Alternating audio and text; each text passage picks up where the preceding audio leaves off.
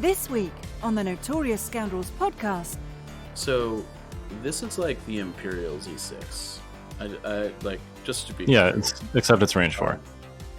Except it's range 4. yeah. Welcome to the Notorious Scoundrels, a podcast focused on tactics and competitive play for Star Wars Legion. Hosted by Kyle Dornbos, Michael Barry, and David Zelenka, with Jay Shalansky, the man behind the glass. Hello and welcome back to the Notorious Scoundrels podcast. I'm Kyle. 10 out of 10. What, on my pronunciation of Notorious? Yes. Are we not doing ASMR this week? What's the deal? No more. Would you like to do ASMR? ASMR? I can't even say that right.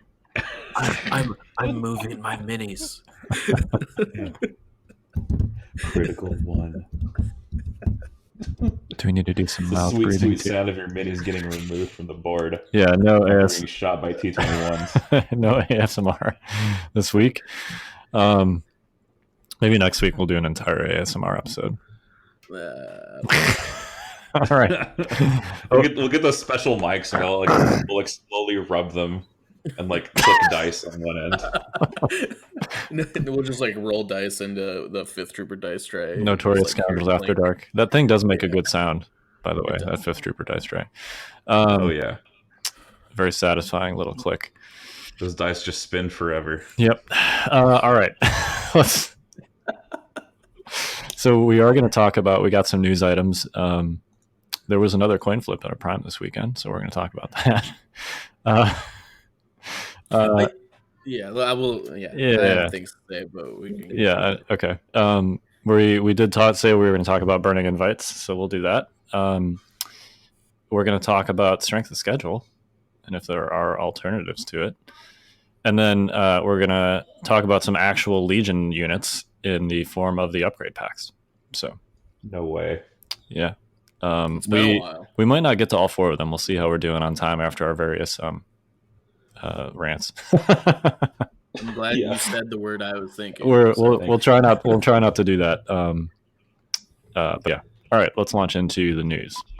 Welcome to In the News. All right, so I'll do dealer's choice. You guys want to talk about burning invites or coin flip first? Let's talk about burning invites first. Okay. Yeah, let's do it.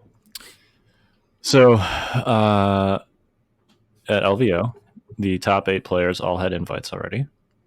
So the 4 invites that LVO had were not handed out. Yeah. What do you think about that? I mean, that's what the rules said was supposed to happen if that happened. And so I think that while it's kind of crappy, it's not it wasn't that far-fetched. There was probably 20 to 40 people there that had invites already. I maybe 40 is a little high. There was a lot of people that had invites at LVO. Yeah, but I mean, in theory, that still means 60 to 70% of the field didn't have invites, right? Yeah, and none of those people made top 8. I mean, so I think it's unavoidable given how we currently have it set up and the fact that LVO is so late in the season. I think the tournament structure, and this is, I think tournament structure in competitive Legion is pretty poor generally.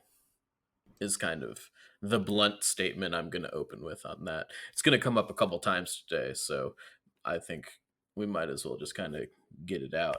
But I mean, this is completely avoidable if you cut to X and 1 on day 2. You cut to the top 24 as opposed to the top 8. Everybody is there to play Legion anyways. I don't understand why we have a system set up where only 8 players are playing on the final day, and everybody else has booked flights and hotel rooms for a sweet event, and just kind of sit around and watch that day. So instead of a top cut, you would basically just do 8 round Swiss or something to that effect. Yeah, I mean, there's no reason There's no reason not to do that. I mean, we had enough tables to cut to top 24, or I mean, we could have cut to the top 64 for day 2, and we would have, and everybody there would have been able to get in, 4 more games of competitive Legion, and based on how it shook out, they could have still been competing for invites. And I want to be clear, that's like not on LJ, that's not on like the people that put this together, it's not on Brendan. Like, this is a little bit unprecedented, but I think in the future, like, why not? We've got the tables, we've got the stuff. Everybody is there already. It's not like people book their flights out to fly out before the finals because most people wanted to win. I mean, maybe some people did, but I don't know. Like, everybody's already there. There's no reason to only have 8 people play Legion on the last day. Yeah, and essentially the problem in the present structure, and this is the FFG mandated structure, is that like there's, even if you wanted to pass out those invites, there's no good way to figure out who they would go to when you have 2 heats and a cut, right? Right. So right now we've got a top 8 cut, and if everybody's got invites, like, do you pass it down to day 1, the first heat, or do you pass it down to day 2, the second heat? Like, who gets where? Like, it's just super messy, and it's messy to the point where it's not reasonable to actually come up with a system to do that. Like, what happens if only one invite gets filtered down from the top 8? Does day 1 get it, or does day 2 get it? And how do you determine that? Like, do you flip a coin? You'd probably have to make some sort of composite standing, but even then, like, how does that, like, how are the strengths equal, right? Because your day 1 strength might be more significant than your day 2 strengths. I mean, when you compare the two and you look at the overall strength of the field, right? So you can't really, I mean, you can try to kludge it together by doing a composite of both days and then just comparing strength of schedule, but then again, that's not quite honest, because you don't, you're rating people who didn't play each other, would never have had the chance to play each other against each other. Yeah. So it's like, how do you even get to that point if, like you say, only one invite filters down, or some odd number of invites filter down? There's there's no real clean way to distribute them. Yeah. And I think, like, the simple answer is just cut to the top 24 instead of the top 8. Yeah, or whatever the number would be for 3-on-1s and stuff to make it. Yeah, like, and if at that point you still have invites filtering down, burn them. Like, whatever, I mean, if you didn't go X and 1, you probably shouldn't get an invite anyways. Well, like, and I'm not saying you don't, like, deserve on player skill to get an invite, but you didn't that day. Well, right. Like, I mean, just had a bad tournament. And at that point, you're talking about, like 20 to 30 people. Like, it just seems sort of implausible that all of those people would have invites. Right. You would essentially have to have a top 30 player cut that all our worlds invite. Yeah, which seems pretty unlikely. Yeah. Yeah. So something to think about going forward. I think the reality, at least of the Legion tournament scene, is that you definitely have cabal is not the right word, but you have a group of players that travel to multiple events, and those players are consistently successful. And you're going to have a situation where, we almost had the situation at Nova, like, of the top 8, 4 people had invites and 4 people didn't. And just by sheer luck, they all got matched up against people that didn't have invites, and then all the people that didn't have invites won. So, like, no invites were burned at Nova, but it could have easily been the opposite situation. Yeah. And that was actually that was August, so that was relatively early in the competitive season. So, I think this is a reality that we're going to have to face as a Legion community, is that, like, what happens, like in 40K, you have a group of super competitive players that travel to, like, every tournament. What happens if we get there with Legion? Are there going to be no invites at the majors? Like, that doesn't seem great. No, it doesn't. I do think to some extent this issue has been compounded this season by the fact that we've essentially had 2 rounds of store championships to qualify for Worlds. Like, that, at least how we understand it, like, we're only going to get 1 set of Prime championships per Adepticon. And this year we got 2 for whatever, they were overhauling the system or whatever. So, theoretically twice as many people have invites than normally will. Right. So like we don't actually know what normal is Right. because of this. Like so we're sort of in a deeper limbo because we don't know what it's going to look like after this kind of double season or 1.5 seasons is over. Yeah, so maybe maybe won't the know. problem will just take care of itself in year 2. I guess we'll see. Or I guess this would be year 3, isn't it? Yeah. Yeah, year 3, which is awesome. I actually had the realization that Legion's almost 2 years old the other day. I was like, wow, that's really cool. Yeah, so maybe this problem will fix itself. But it kind of leads to another issue, which maybe we can segue into, which is the coin flip situation. So, yeah, there was another prime decided by, I don't think it was literally a coin flip, it was a dice roll, but basically the one player had an invite, one player didn't, and they rolled the dice to see who got first place on paper. What do you guys think? You want to go first, David? Yeah, I dislike it. I know why they did it, right? Because like if the stakes are low, then it encourages this kind of behavior where people don't really take it seriously and just kind of say, oh, I'll just flip for it or whatever. But of course, I think we've explored in other podcasts, Kyle, the issue where there's kind of like an ethical quandary you run into where the player doesn't want to concede because they want the prize or wants a shot at the prizes, so they don't concede when they should instead, right? Because it's like you run into that kind of the ethical issue with the coin flip thing, because it's sort of like you want the benefits of playing the game without playing it, and that creates kind of an ethical problem, I think. Yeah, I mean, we already kind of talked about this at length the first time it happened, but like, if you don't want to play, just concede. Yeah, just leave. Like you don't even have to talk to your opponent. Just tell the TO to like, I just concede. Like I agree that there is an incentive problem for sure, and we can talk about maybe how to fix that. But like, just procedurally speaking, in the current environment we have, I wasn't there for either of these conversations where this happened, but it seems like the player with the invite didn't, or both players weren't super excited about playing, but neither of them wanted to concede. And I think that, like, I don't know. So I wasn't here when you guys talked about this last. Yeah, go ahead, because this actually happened to you, right? Sort of. I mean, you didn't end up flipping a coin, but you were in this situation at the So at the Huzzah Prime, I made the top 2 cut. I had an invite.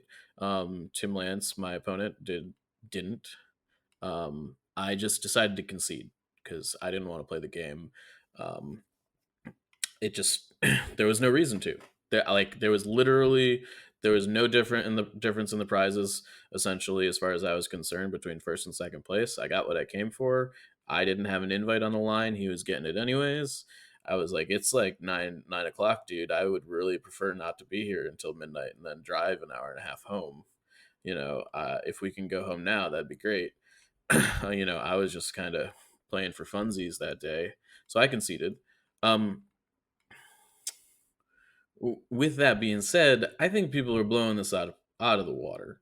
Like, this is silly. I think, I mean, I get that they didn't play a game of Legion to determine the outcome, but like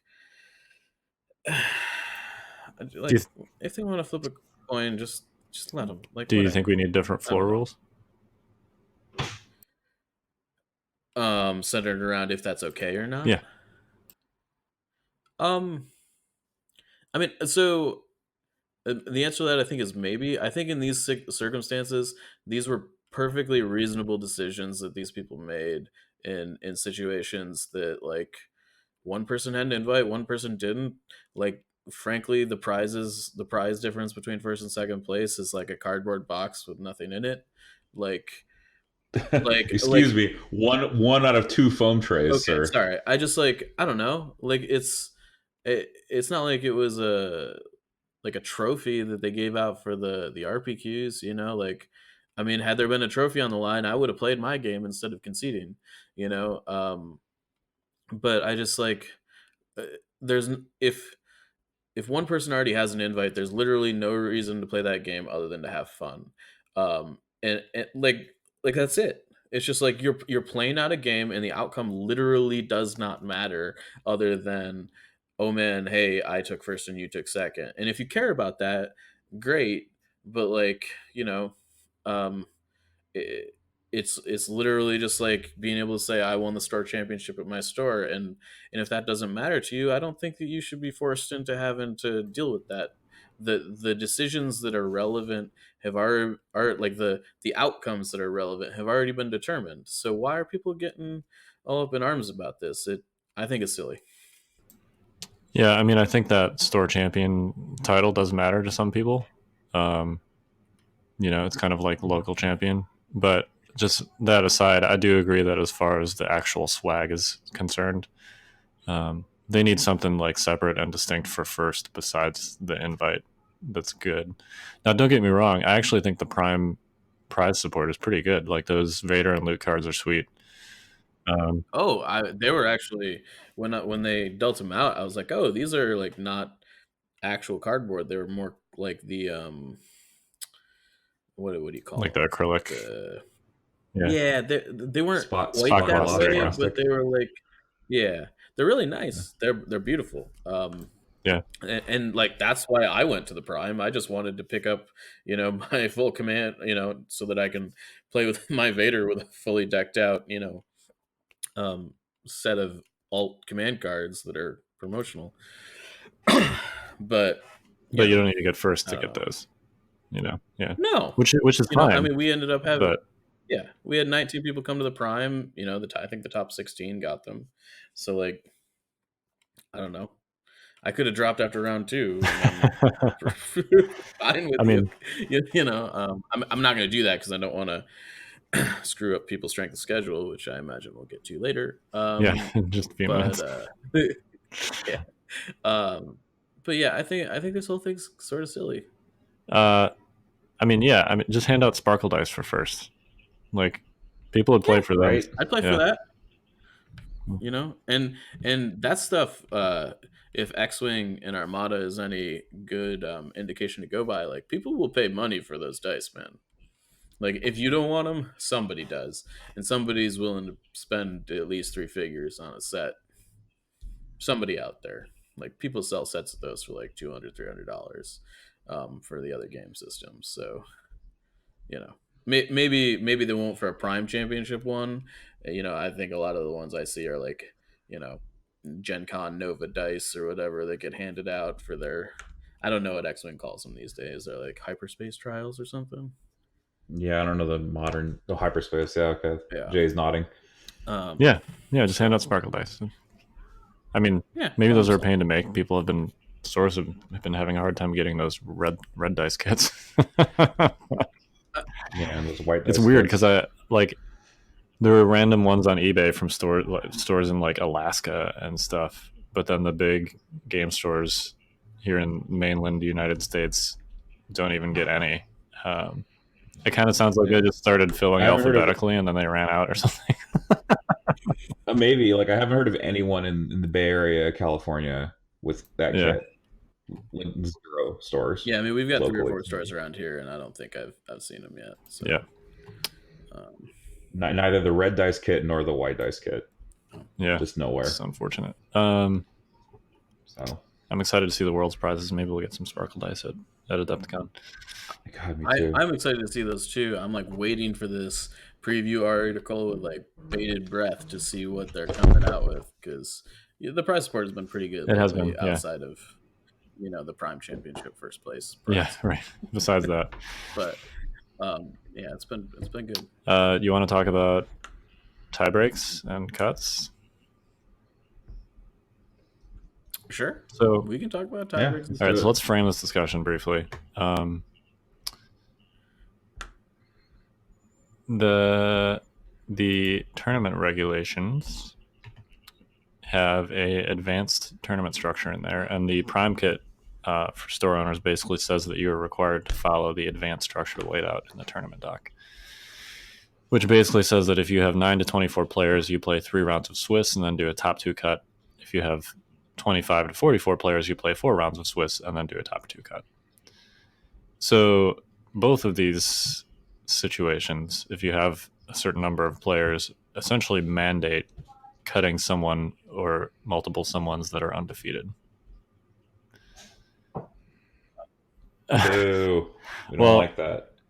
So we'll talk about tie breaks in a second. My big problem with this is that, like, and we talked about this a little bit with Brendan a couple of weeks ago, if stores want to deviate from this and they just want to unilaterally say, like, no, we're going to do enough rounds to make sure that we're not cutting anyone that's undefeated, it kind of seems like they're not allowed to. Yeah, somebody said one of the stores got, like, I guess, talked to because they went and did that, essentially. Yes. that's what I heard. Like, I don't know if they got in trouble Like, in any official way. With all the problems OP's having, that's what they spend their resources on? What I want to know Really? is how they even, like, figured out about it. I mean, I guess you got to report the results, and they're like, oh, this round went 1 round too many. But that seems like an odd thing for them to be catching at this stage of the game. I mean, someone told on whoever was. Well, I running don't. So I mean, that's. I want to clarify. I don't know who they got in trouble with, or whether it was anything official, or if they just got a talking to. I have no idea. I don't want to, like, speculate too far on that train because I don't have all the information. Sure. Unbelievable. But suffice to say, it seems clear, at least from the official documents we have, that if a store wanted to do, like, 5 rounds, so they could avoid cutting people that were undefeated, like, they wouldn't at least officially be allowed to. That seems like a problem to me. I don't know.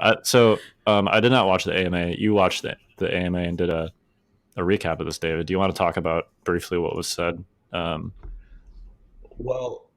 Well, basically, the good news is that Alex Watkins said to Evan, the marketing dude who was interviewing him, that SOS is being looked at. That is, alternatives to SOS are being looked at. He did not give any further information, but it's pretty clear that SOS as a tiebreaker is, not satisfying and has the obvious problems that we're talking about, which is telling one person who went 3-0 at an event, sorry, you're screwed because your strength of schedule is too low, is really dissatisfactory. It's just terrible. And so they're looking at a new solution. We don't know what it is. But that's basically all he said. Apart from just one of the other thing he said was when someone asked the question about undefeateds being dropped from the cut, basically it was one of those things where it was like, that decision was made without me. So I don't remember the exact words, but you can look it up. There's a clip of him talking about it. Just Alex Watkins AMA, and I think it's still on the Yavin Based Facebook page. But basically, he just said, I wasn't there for that decision, and we're looking at alternatives, which is kind of nice. So here's my question for discussion, because I assume one of those, sure, one of the floated alternatives by the community at least is MOV, which stands for margin of victory, whether that's victory points or kill points or some combination. Is the problem that strength of schedule is bad, or that cutting players based on a tiebreak system and not on their record is bad? So I fundamentally think that people are talking about they're talking about one issue when they talk about strength of schedule that isn't really got anything to do with strength of schedule. The issue here is that they're cutting undefeated players, period. Regardless of what tiebreaker you use in the current system, that's going to happen no matter what. You can use margin of victory. You can use whoever's grandma is the oldest. You can use, it literally doesn't matter what tiebreaker you use. It can be as arbitrary as anything. Undefeateds are still going to get cut regardless of what the tiebreaker is. So I think when we're talking about this issue, I think it's really two separate things. Like, we've got a tournament formatting problem, and then we've got SOS. And I actually think that if we didn't have the tournament formatting problem, people wouldn't be talking about SOS. And I think that's an important kind of thing to talk about, because SOS is actually one of the more fair ways to decide tiebreakers in a competitive environment, um, because it measures how difficult your day was in comparison to someone else. And someone that had a more difficult day and went undefeated should probably be ranked higher than someone who went undefeated and had a less difficult day. I don't know. So I think that fundamentally, when people are talking about SOS, what they're really talking about is why are undefeateds getting cut from tournaments. And I think that's a very different conversation, but it's getting kind of morphed into this SOS is the big boogeyman in the room problem.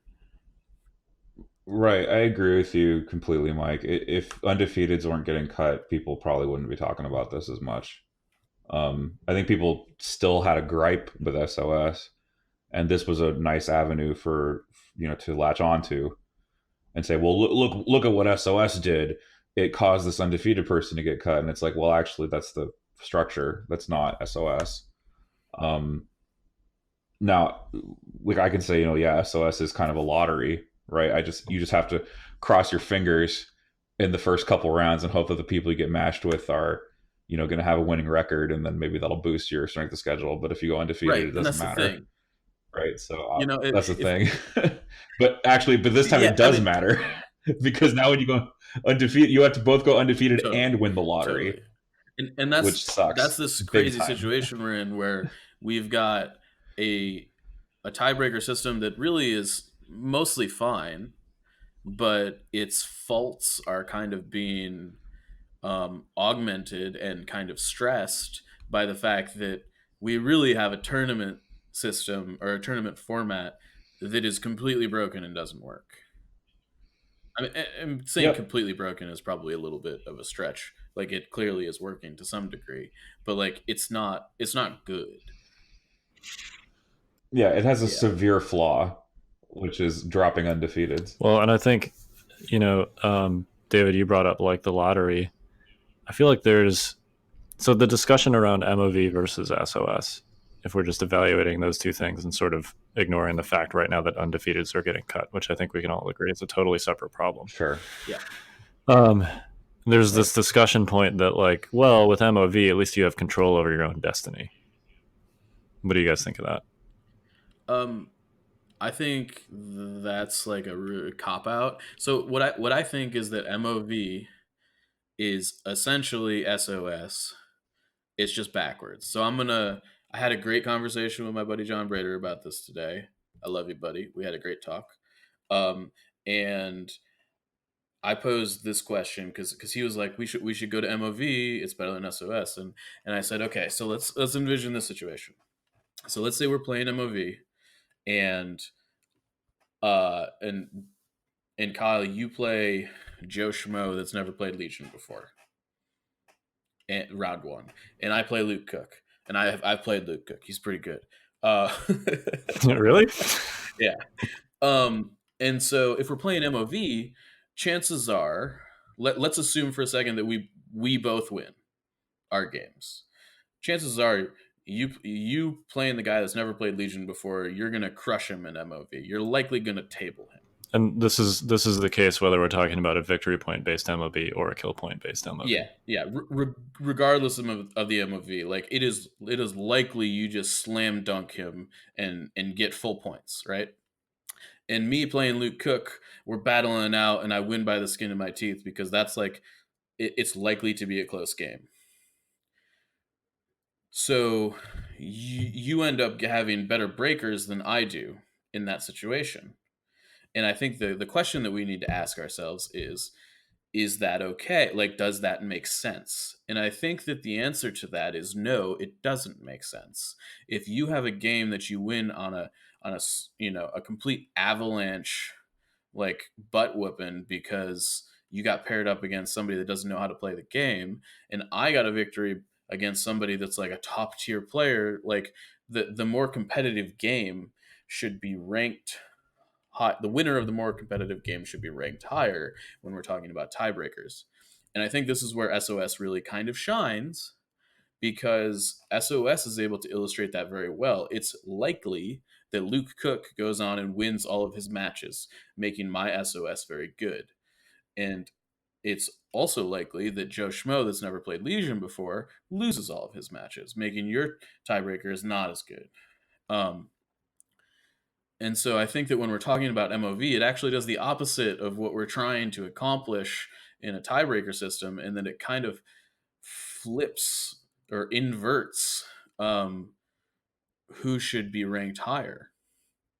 Essentially, what you're saying is that the control that you have over your own destiny with respect to MOV is basically an illusion, and it's still at the mercy of the pairings, just like SOS is.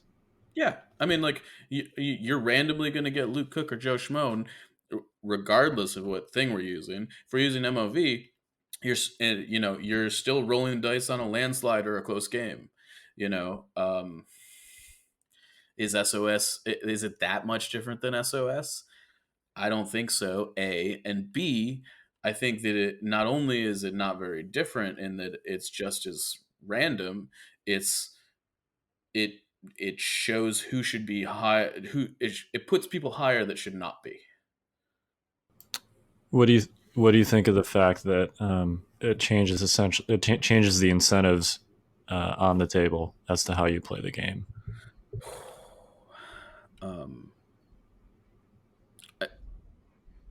I think I was just about to mention something Take like it, that, man. because what you're saying is Yeah.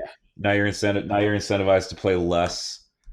You're incentivized to play either units that are, very low cost, and so don't bleed MOV. If we're using kill points for MOV Right. instead of victory points, yeah. If we're using kill point based MOV, right? Now suddenly you're incentivized to take a bunch of cheap units. I'm looking at you, Rebels. um, it actually makes things really favorable for the 12 activation style Rebel lists. Can you imagine half points on R2D2? It's like 17 MOV out of 800. Like, do we really want to go into that world? I hated that about X-Wing too. Like, that was like having to build my lists around the fact that I'm going to be giving up half points or not was just a big issue for me. And I'd rather like have a list building environment where I can build my lists solely focusing on how best to accomplish my objectives or how best to win a game in totality, as opposed to, okay, how can I, what is my out if things go terrible? Like, for example, an infinitely regenerating ship was something you could do in X-Wing, and then, oh, I lost my engagement, so now I'm going to run for 30 minutes and just use my infinitely regenerating ship to get my MOV on or whatever and survive till the end. So I'd rather play a game where that wasn't the case, where I could focus solely on building a well composed army and play the objective. Well, what do you think about a MOV that's based on objective points and not on kill points? That's interesting too, right? Because that means that some objectives technically reward more points than others, right? So you have the intercept the transmissions, where you're trying to win as hard as possible there, right? Because you would assume the intercept gives more MOV than, say, key positions. Yeah, I mean, I've heard a couple different variations on the objective point MOV model. I think that fundamentally, whatever tiebreaker system we use is kind of whatever. Like, we can use anything we want that makes sense, and I think MOV can make sense if you want it to. But I think what we need to decide is, if we're using an MOV system, whether it's kill point or an objective system, is that it's going to change the competitive game. Like there's going to be a marked difference on on lists people play and how people play their lists. So if we're talking about kill points, we're going to be seeing people take lists that are probably more hardy or are going for straight tablings. If we talk about an objective based list, we're going to be seeing people tweak their battle decks for the cards that reward the most victory points or proportional victory points, if that's how you want to do it, so that they get those objectives more, so that they can kind of game the system that way. It completely, an objective point victory system completely changes sabotage the moisture evaporators, because if you're doing it, you generally, I shouldn't say never, generally a sabotage game goes 4-4 and goes to kill points, for to see who wins the game. And if all of a sudden you're skewing it so that you need to be up on victory points over your opponent during the game to make sure that you have a good margin of victory tiebreaker in the tournament, sabotage is not an objective you ever want to play. So all of a sudden we're talking about a situation where people are going to be cutting objective cards to fit the tournament structure, as opposed to what cards are best for me to win the game. And as a community, if we decide that's okay, fine. But I think that we need to acknowledge that we will be playing a different game at that point. It will still be Legion, but it will be a different game. It is not going to be the incarnation that we have now. These are all great arguments for strength of schedule. I know. Because strength of schedule's biggest plus is that you Right. don't interact with it Yes. as a player. Yeah, I think that's a benefit instead of a drawback to strength of schedule. Yeah, it's actually a benefit in a lot of ways. That's very interesting. I mean, where I land on all of this is that, like, I hear people crying about strength of schedule, and I'm like, look, man, like, I'm not sure you've lived in the alternative world yet. I don't know if you, like, if when we go there, you're going to be more happy than you are now. And I think that that's something to really consider. There are significant ramifications to all of these alternative options to tiebreakers. And they may be good, they may be bad. That's not for me to say, and I don't think that's for us to say generally. But they will change the game. Yeah, and in particular, just you guys know my playstyle is very conservative, right? Like I have a little bit of a personal beef with MOV just because it would disincentivize that sort of playstyle. Right, because right now it's valid in Legion to basically assess like exactly what you need to do to win, and then not do more than that. Yeah, I mean, like a lot of games, and frankly, I think it's what makes the game good is that a lot of it is balancing a game on the kind of the edge of a knife a little bit. In that, like, you're playing Sabotage the Moisture Evaporators, the first person that blinks and screws up generally loses.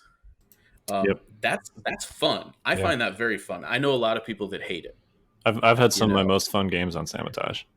Yeah, but I think the large majority of the community, and I don't want to speak for all of you, but that's what the general consensus that I've heard is people do not like playing Sabotage, because it's air quotes on fun, and I think that I don't know.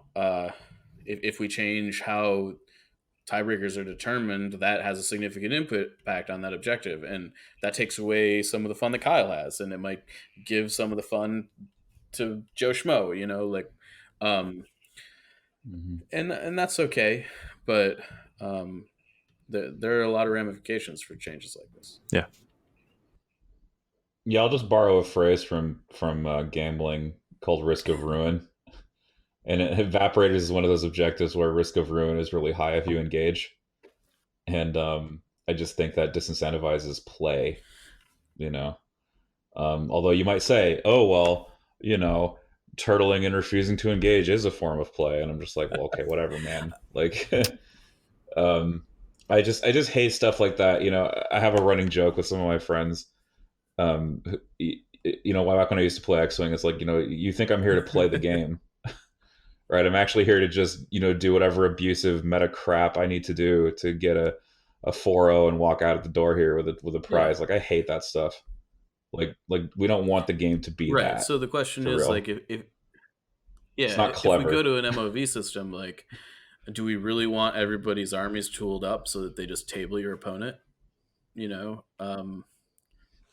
would be Be action action-packed. packed. It'd probably look good on camera. It'd probably be great to stream every match. What do they do to those baseballs that make them hit more home runs? They kind of like that. MLB's not telling. Their lips are sealed. So, I mean, I don't find that super interesting. I prefer games that are more like chess, where you're outmaneuvering your opponent, and games are decided by impactful small decisions, as Fair, opposed to dice fair. rolls. And I think that when we talk about tiebreakers that are based on kind of snowbally games, because frankly that's what we're talking about when we're talking about MOV, right? Like, if you have a high tiebreaker on MOV, you needed to snowball a game or two, right? You needed to absolutely pummel your opponent into the ground, whether it's on objectives or on kill points, and the game needed to not be close. I need a few hundred O's, right? Yeah. to boost my MOV. And those games are boring, in my opinion. Right. Yeah. We're incentivizing non-close games with MOV tiebreakers. Is that something we want, or do we want to incentivize games that are, more close? And I'm not saying there aren't games that aren't close now, because there certainly are. But I think that we would have more of them if we went to a system like that. Yep, very possible. All right. Well, you guys got any more thoughts on this? We should talk about some actual Legion units. Legion units? Are you saying that things made it here from China? Yeah, they did. In fact, we got a huge jump. We did. All right, so let's talk some tactics with these new units. Get ready for advanced tactics. So we got a ton of crap on Friday. We got 4 upgrade expansions for the basic core units of each of the 4 factions. I love that we can say that now, by the way, each of the 4 factions. And we also got Operative Luke and Vader, and the crashed escape pod, and also the Imperial bunker, which is not super relevant to competitive play, but all that stuff dropped at once. So we're going to talk today about the upgrade packs. We've kind of done some hot takes on these a little bit previously, in previous episodes, but let's talk about them in more detail. Do we just want to talk about the ones that we think are going to be useful and impactful, or do we want to talk about all of them? Well, I think we can. So I think the short answer is yes. I know that doesn't answer your question.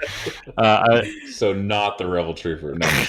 Well, I want to. So I think we just want to focus on the ones that are going to be super impactful, but in so doing, we're also going to be making a judgment call on the other things that are in those packs, right? Sure. So I can get behind. Yeah. So let's talk about the Empire one first. What is the least interesting thing in this pack? The thing that you're probably almost never taking. The least interesting thing in this pack is, probably, in my humble opinion, the Stormtrooper Specialist. Okay. And that is the gain a gear slot, free action, gain 1 aim token or 1 search token. Okay. I actually think this guy is a little bit interesting. I didn't say he wasn't interesting. You asked what the least interesting thing. That's true. Well, the Empire pack is. I think the Empire pack is the best one.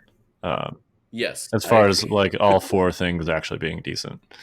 Well, I take that back. I think the Republic pack is probably the best, and David, I think you echoed your thoughts on that as well. Just because the Republic doesn't have options like officers and medbots and stuff like that. Yeah, I mean, I think the Republic pack adds a little bit more, but yes, the Empire pack is loaded with fun stuff. All right, so why don't we just talk about all 4 of these things then, since I think they're all actually competitively relevant. Mm-hmm. So the specialist, I think the gear slot is whatever. I don't know what you'd do with 2 gear slots on a stormtrooper unit. You're not even usually filling 1, so I mean, I could see a case for like recon intel scopes, maybe. yeah, Especially if you're getting a free aim token. right. Right. So maybe. Yeah, I mean it's not a bad thing to have an extra slot. No. But the free aim on exhaust is pretty darn interesting. So this guy costs, how much does this dude cost? Costs 15. So another way to think about that is an extra stormtrooper body plus 4 points, which is the same cost as offensive push, which is a training upgrade that gives you a free aim when you move. It is. Yeah, so I actually, you don't have to Right. move. That's correct. So I actually think that the captain kind of invalidates this card. Okay. Why do you say that? So the captain gives you a training slot and allows you to not be suppressed during your activation. How much does he cost? He also costs Okay. 15. And I think that he really costs 19 because I think you take him with offensive push. So I guess maybe that's an argument for the specialist if you don't care about the suppression ignoring mechanic. But yeah, I just feel like for an extra 4 points, you get that mechanic too. Like that's really good. Like on turn 6 when you need to score your objective, that mechanic is real good. Yeah, and it's also, if you're using either of these upgrades, there's a good chance you're using them with Veers because you can refresh them with Imperial Discipline. Yeah. And with the captain, you get a double refresh, right? Because you can refresh the captain's ability, the suppressive ignoring, and then you can also separately refresh offensive push. So you're kind of killing 2 birds with 1 stone there. I could see that. Yeah, I expect to see, like, if you're going to run one of these personnel in a Veers list, you're probably taking the captain. If you don't care about the suppression ability, like if you've got a Krennic list, maybe the specialist makes a bit more sense. But I generally think the captain is better. If somebody said 4 points, like if you've already got a 6th dude in your squad and you're getting a free aim token, if you could pay 4 points to ignore suppression for a turn, would you do it? And I think the answer is yes. Yep. Yeah, I agree.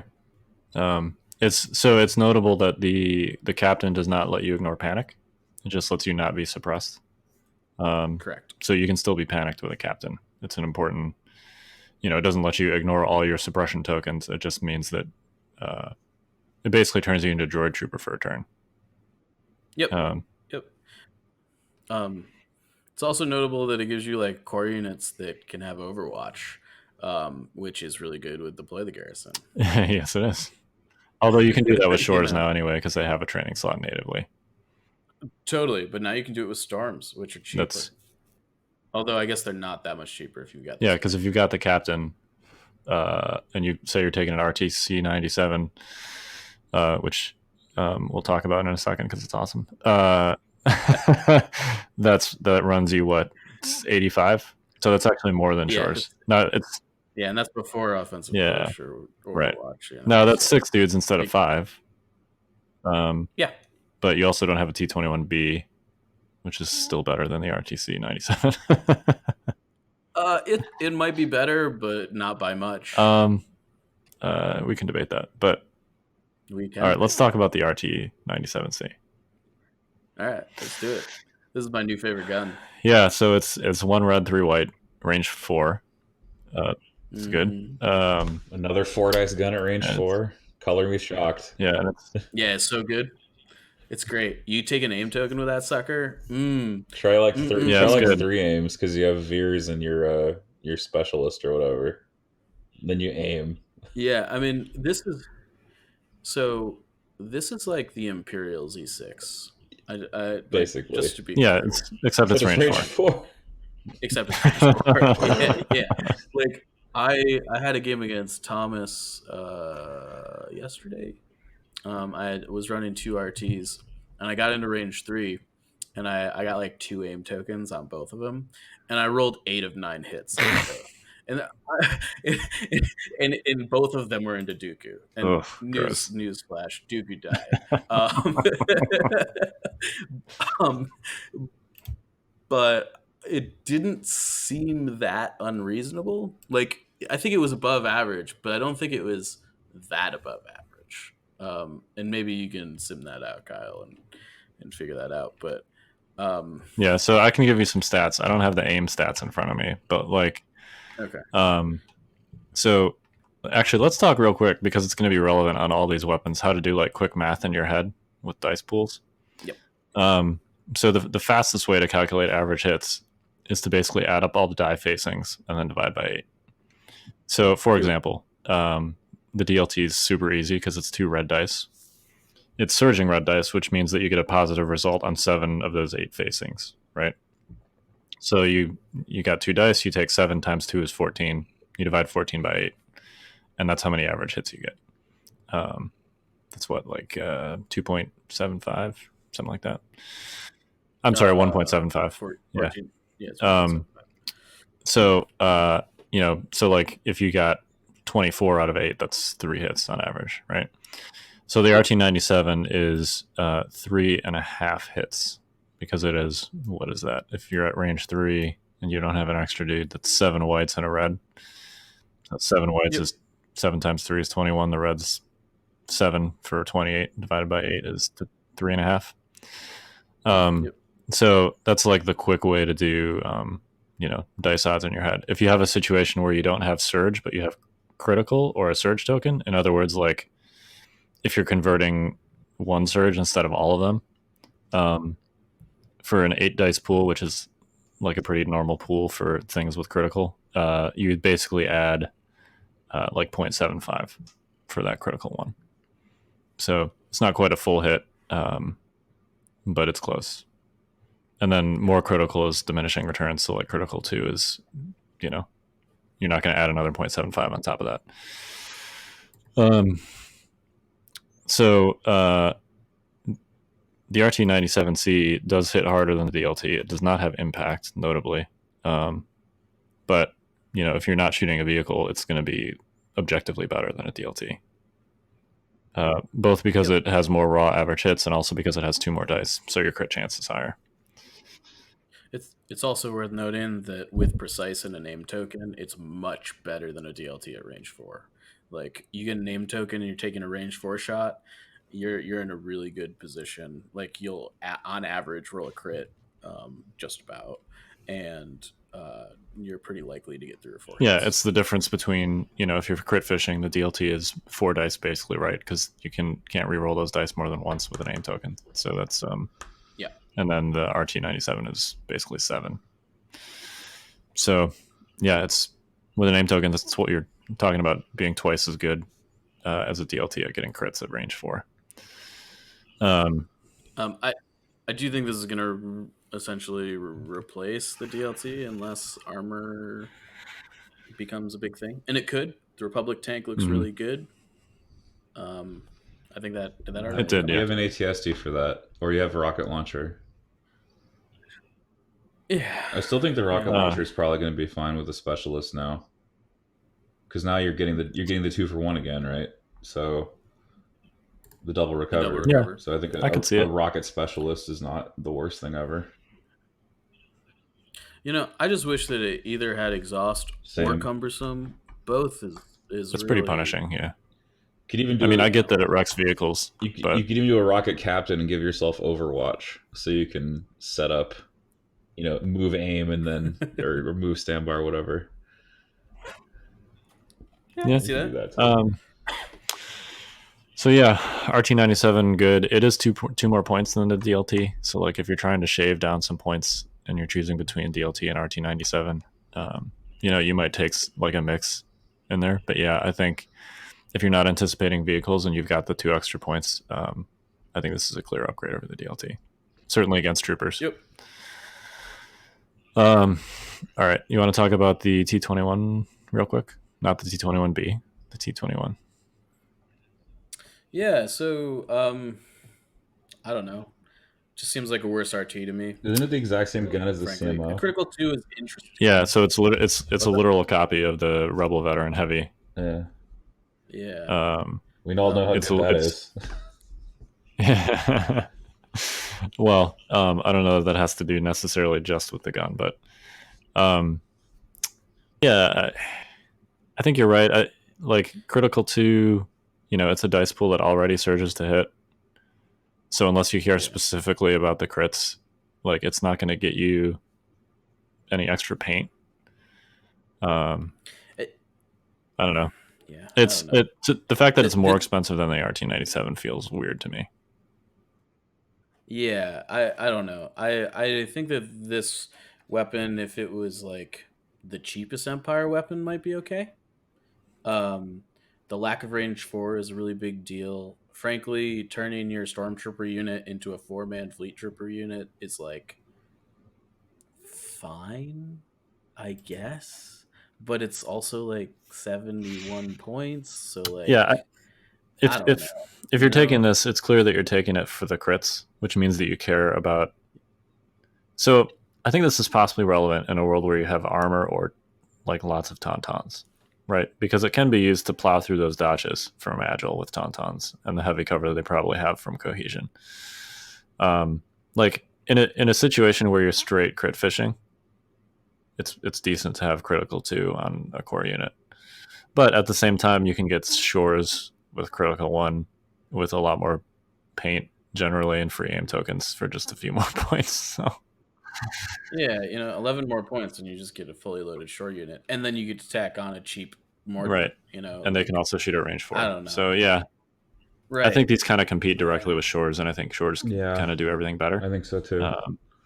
But it is worth noting that it's actually, of the Stormtrooper weapons, is actually, besides the HA-12, the best one against armor.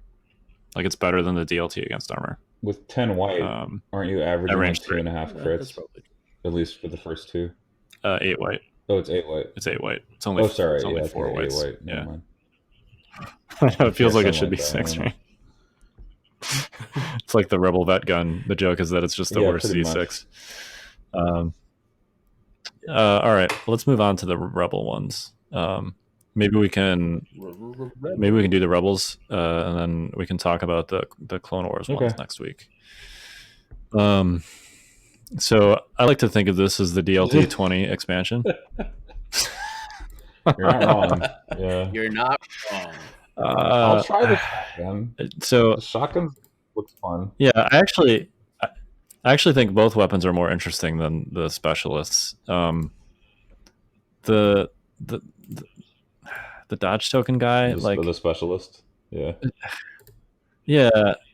If this was an aim token, it would be so much more interesting. Like you can't give Rebels a way to get aim tokens. Like it's another dodge token. I mean, so I think that there's, I feel your pain, but I do think that being able to get a free dodge token on a nimble unit is pretty good. I don't know. Not having to spend an action to get a dodge is a big deal. I mean, it's better than having to spend an action to get a dodge. Yeah. I mean, I'm not saying you always want it, and clearly you just don't want your Rebel Trooper to shot at all. Like I'd rather just move behind a line of sight blocker than, I don't know. I mean, it's free. It's free dodge is better than like not a free dodge, but I don't know. I can't see paying the points for this guy. What about the surge token on offense? I mean, that's some direction. It's pretty niche. Surge tokens are just like objectively worse than aims most of the time if you're talking about offensive output. That's fair. But what if you get a surge? Okay. I want to disagree with this fundamentally. Okay. I think that a surge token is very close to an aim token on a Z6 unit. Yes, on a Z6 specifically, it's very close to an aim. You're right. Like it's not that different. Like an aim token on a Z6 unit at best is equal to 1 hit generally on average. Like, and that assumes you're rerolling black dice. If you're really rerolling white dice, it's terrible. And you've got 10 dice, chances are you've got a surge in there. Yeah, surge token is worth an extra hit on average.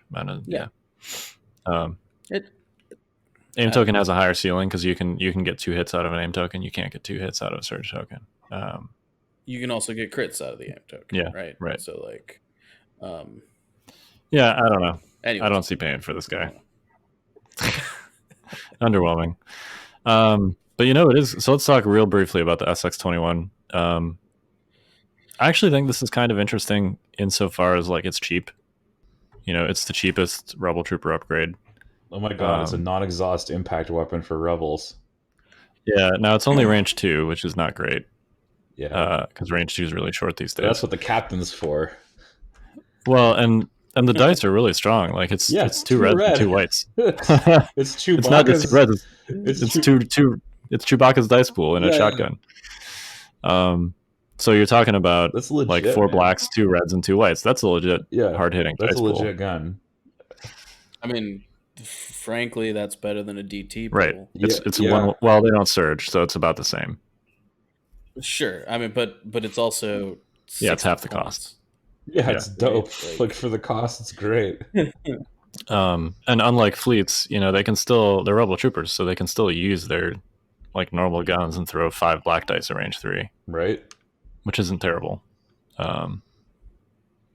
So yeah, I could see like if you're tight on points and you want to take a Rebel heavy and you don't have enough for a Z6 or a DLT, I could see throwing like one of these in there.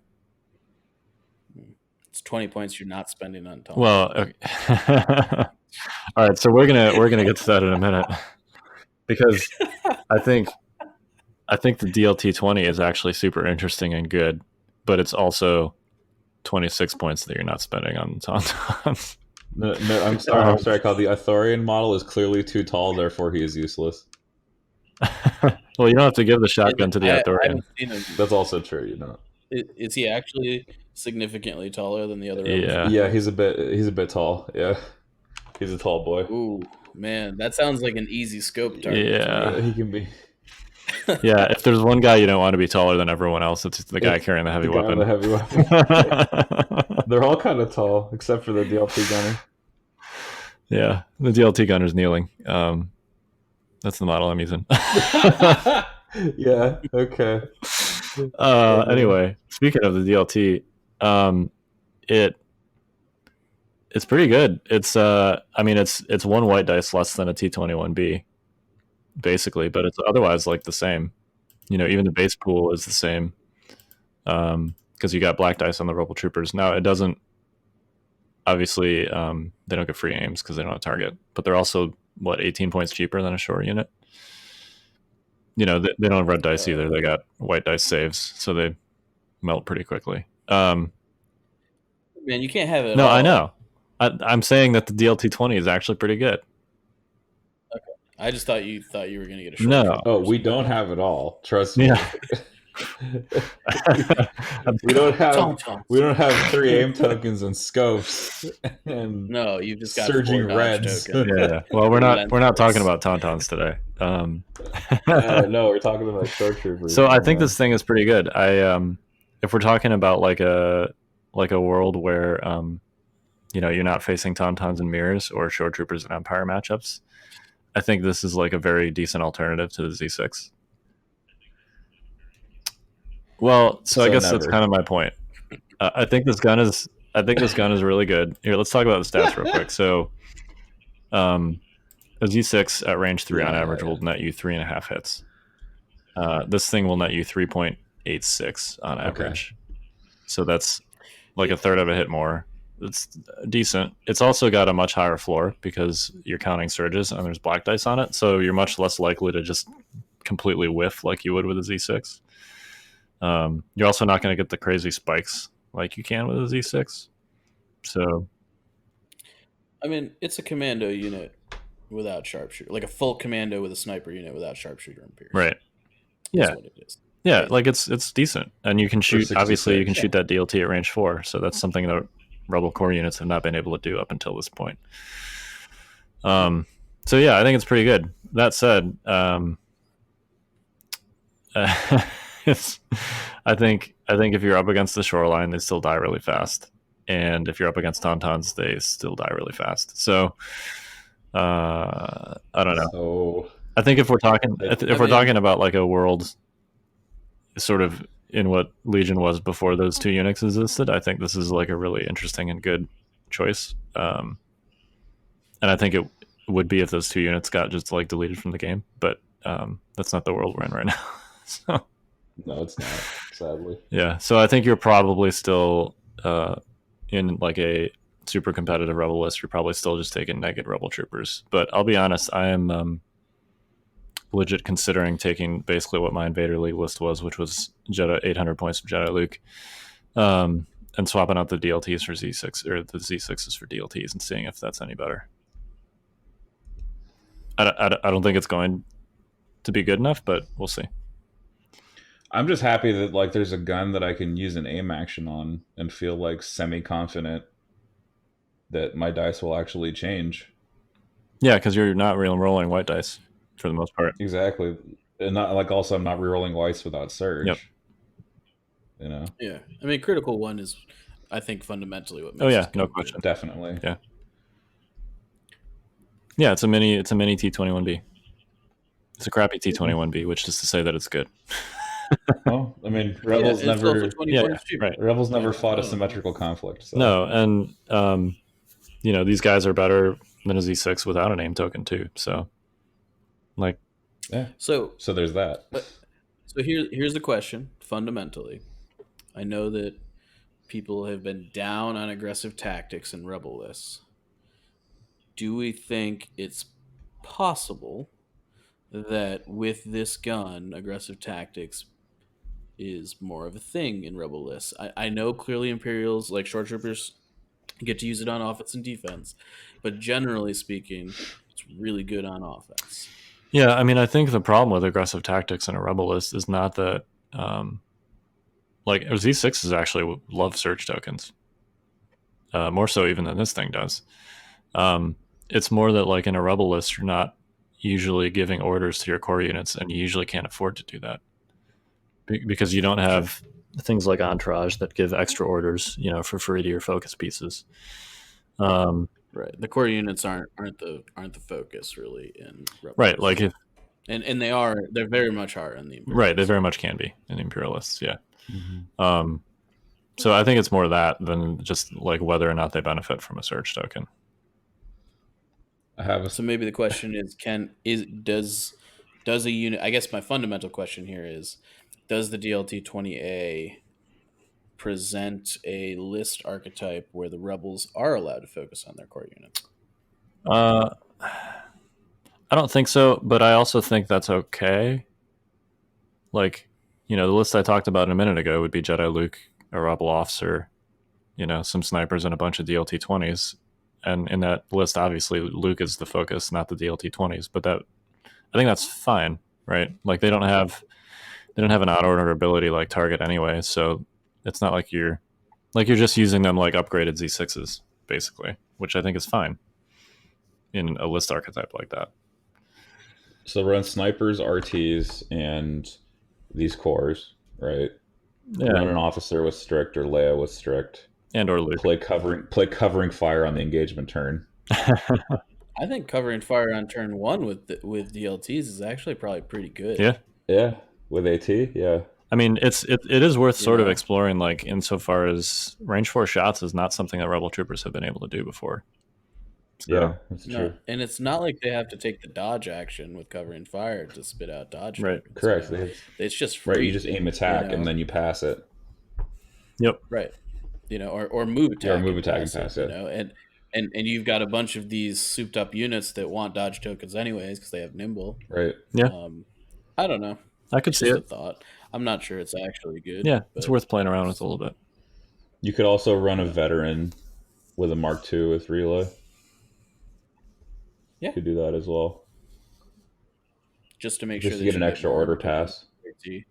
Yeah. Yeah, because if you're probably still running some other thing that's not a core unit that you want orders on for covering Yeah. fire. Yeah, the issue is that that really doesn't increase the number of targets that you get AT on because the vets surge both ways. Right, but the coordinated relayed order gives you a 4th token. Right, but what I'm saying is that the vet token doesn't need Correct. a surge token because it can't Correct. spend it. So you might as well have just given that order to whatever you relayed. Well, yeah, that's why you run the uplink. Yeah, or unless that thing is not a core unit. Right. Yeah. Which is usually what I've been using my veteran relays for. Yeah, but most of those Hitting a things unit. surge both ways anyway, so Yeah, so it's like whatever. yeah. Rebels and surging always. So overpowered. I gotta run RTs and Chewbacca, man, just to only get surges on them for defense. I actually think if there was a reliable way, like if there was something with Entourage Chewie, and you could give him surge tokens on defense, he would be so legit. Having run Palp IRG with aggressive tactics, I can say that Guardian units with good saves or not terrible saves are really good. Right. Yeah. Actually, I think that would be a really cool ability for an operative Han. Entourage Chewie. Yeah. Just give it to him. Yeah, just give it to him. Commander, that would make Commander Han completely playable, I totally agree. I think. Yeah. If he had that Entourage Chewbacca, totally. Yep. Takes him from a very subpar commander to in the mix. Yep. I think. Yep. Agreed. All right. Sorry, that was kind of a rant about the DLT 20. I know. I actually really like it. I got to play around with it a little bit because it's on my at this point relatively short list of archetypes for Adepticon. Is some kind of Jedi Luke DLT 20 situation. So, yeah, I got to mess around with it. Why aren't smoke grenades a free action? Oh my gosh. Oh man, I tried them out the other day. Man, it's just not worth using an action to do that. So this is what I've decided. I've decided that the only units that you probably put smoke grenades on are like a generic stormtrooper with a medic. I could see like a generic stormtrooper with a medic with smoke grenades following Palpatine Vader around. That I don't think is super horrible. I like it. I don't think it's super great. It's tough to give totally Vader cover, right? And if you've got just a medbot unit trailing them anyways, they're probably not spending their that's probably better than an attack. Yeah, definitely. Action you just lay down a chain of smoke grenades that Vader walks through a path to the enemy, so he always has cover. Yeah. So and not to mention the narrative effect of Vader walking through the smoke, right? I think I think if you do that, you got to bring some cotton balls to the your table. He's got a crew of guys following him around with a fog machine. Maybe some late. It's just like the movies. All right. You guys got any final thoughts? We'll hit the Clone Wars upgrade packs next week. Yeah, I mean, I think they're game changers for the new factions. Definitely for clones. I don't know if I agree on droids. If nothing else, I'll run the models because the aliens look really fun, and I want to paint this. For the rebels. I'm going to pet peeve for a minute here. I'm a little bit miffed that a lot of these heavy weapons feel like 4-ofs in a lot of lists that you want them in. I think that's true of the DLT 20 and the RT-97. I don't know that it's true of any of the other weapons. I don't know. I think the range 4 droid gun's pretty good. We can argue about that next I know there's varying opinions on that. I get it. I was in your camp a while ago. I actually think the range 4 gun's pretty good. After having played against it a few times, I think the clone one is probably you just kind of want one or two of a couple things, and they're really good, but you don't want more than one or two of them. But I sort of feel like if you're taking Stormtrooper RTs, if you're taking Stormtroopers, you pretty much want the RTs, and if you want the RTs, you want 4, and if you're taking the DLT, you want 4, and I don't really want to spend $60 per faction on upgrade packs. I'm gonna be honest. That's just a pet peeve of mine. I wanted to get it out of my system. I've said it. If you guys like to add to it, feel free. No. I definitely agree with you on the Rebels and on the Empire. Yeah. All right. Well, let's close this thing out. We are the Notorious Scoundrels. I'm Kyle. I'm Mike. And I'm David. Stay fresh, cheese bags. Ban lying in wait.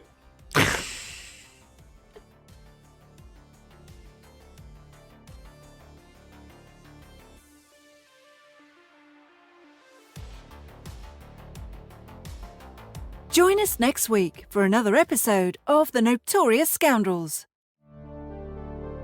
This has been a Fifth Trooper production.